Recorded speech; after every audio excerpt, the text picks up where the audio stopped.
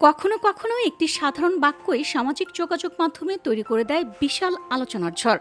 ঠিক তেমনই একটি ডায়লগ রাগ করলা এখন নেটিজেনদের টাইমলাইন দখল করে নিয়েছে, তৈরি করেছে অসংখ্য মিম আর হাস্য রহস্যের ঢেউ। এই ভাইরাল ট্রেডকে এবার সৃজনশীলভাবে কাজে লাগিয়েছে ঢাকা দক্ষিণ সিটি কর্পোরেশন ডিএসসিসি।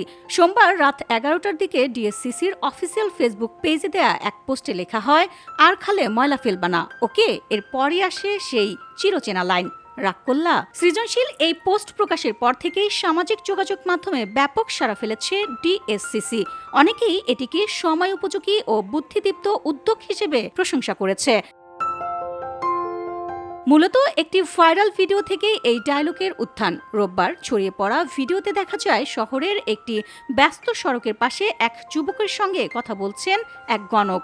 কথার প্রতিটি বাক্যের শেষে তিনি বারবার বলেন, রাক্কুল্লা।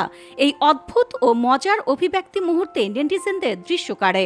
এরপর ভিডিওটি দ্রুত ভাইরাল হয়ে পড়ে এবং সামাজিক যোগাযোগ মাধ্যমে শুরু হয় মিমের বন্যা। কেউ এই গণককে অফিসের বসের সঙ্গে তুলনা করছেন, আবার কেউ শিক্ষকের চরিত্রে কল্পনা করছেন। এভাবেই একটি সাধারণ কথোপকথনের মুহূর্ত এখন পরিণত হয়েছে অনলাইন ট্রেডে। আর সেই ট্রেডকেই কাজে লাগিয়ে জনসচেতনতার বার্তা ছড়িয়ে দিচ্ছে DSCC. VOD Bangla news desk.